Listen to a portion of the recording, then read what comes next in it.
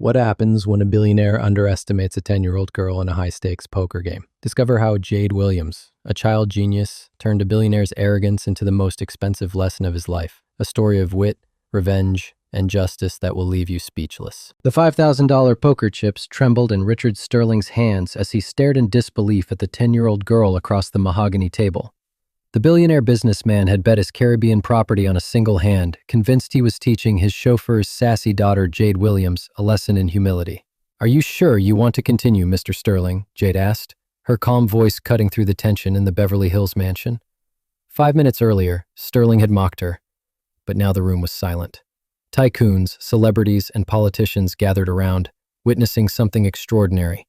A black girl from the suburbs was dismantling one of America's richest men. Jade never expected her Saturday to end like this. She had tagged along with her father, Thomas Williams, to work because the babysitter canceled. She was supposed to stay in the kitchen, quietly doing homework. But when Sterling and his guests began their cruel jabs about people who don't know their place, something inside Jade snapped. "Look, Williams," Sterling had sneered, loud enough for all to hear. "Your little girl thinks she knows poker because she's seen it on TV. Let's teach her how the real world works." What Sterling didn't know was that Jade, a prodigy, had spent 3 years mastering advanced mathematical probabilities through a free online program for gifted children. She could calculate poker odds faster than professional software. "My daughter isn't bothering anyone," Thomas replied nervously. "Don't worry," Sterling insisted, eyes glinting with malice. "We'll play a simple game. If she wins, I'll double your salary. When you lose, you owe me an apology for raising such a presumptuous girl." 45 minutes later, Sterling had lost his yacht, his Aspen country house, and now his Caribbean property. Jade arranged her cards with surgical precision, her dark eyes radiating a serenity that unnerved the room. "Last chance, Mr. Sterling," she said, pushing her chips to the center. "But this time, when I win, I want something different." The guests, initially amused, now watched in stunned silence. Sterling laughed harshly. "Something different? You have no idea what you're in for, girl." "I understand perfectly," Jade replied, her voice steady. "You bet your property because you think a black girl from the suburbs can't play poker properly." The room froze. Sterling's smile turned venomous. "Exactly. And when you lose, your father will beg for forgiveness for not teaching you your place."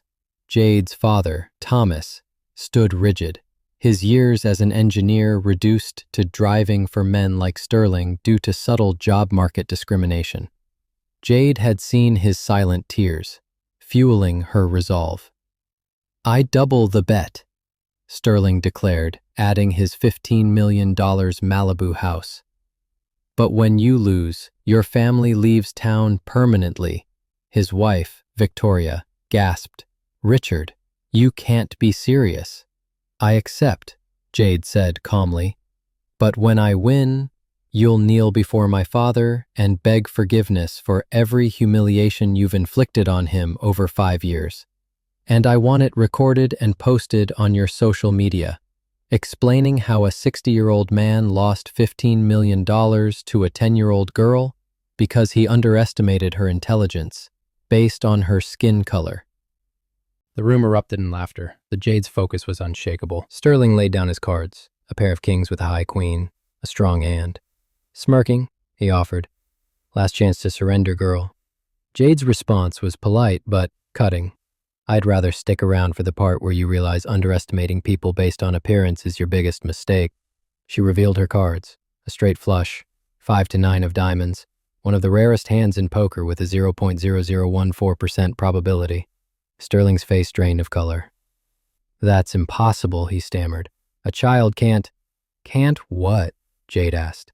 "Can't count cards, calculate probabilities, or be smarter than a rich white man?" The room was silent. Victoria covered her mouth and the guests exchanged uneasy glances. Jade stood, pulling a tablet from a bookshelf. "I recorded our game, Mr. Sterling. 45 minutes of you betting $15 million against a 10-year-old, using racist language, and threatening to exile my family." She tapped the screen, revealing a live stream with 17,400 viewers, growing rapidly. "I've studied you for months," she continued.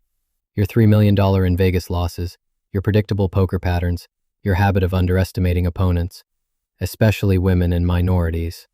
Sterling's phone began ringing incessantly. Investors were furious after seeing the stream. Jade showed a message. The SEC was investigating his companies for irresponsible gambling with corporate funds. "You bet on your arrogance," she said. "I just let you hang yourself." Sterling, trembling, knelt before Thomas, reciting a forced apology for years of racial discrimination, recorded and posted as agreed. The video exploded online, amassing 100,000 views within hours. Sterling's empire crumbled. Investors pulled out, his wife filed for divorce, and his companies collapsed under scrutiny. 6 months later, Thomas was director of human resources at a major firm, while Jade's online math academy for disadvantaged kids grew to 5,000 students. Sterling, now a night cleaner, earned in a month what he once spent on a meal. Jade's victory sparked a national movement against corporate discrimination, with her video inspiring lawsuits nationwide. Inspired by Jade's story of turning prejudice into power? Subscribe now for more real-life tales of underestimated heroes, rewriting the rules, and changing the world. Jade turned injustice into fuel, proving that intelligence with purpose can dismantle even the most powerful. "Arrogant people reveal their weaknesses to those they think don't matter," she told her father. Sterling's downfall was a lesson. Underestimating others based on appearance is an Achilles heel that no amount of wealth can shield.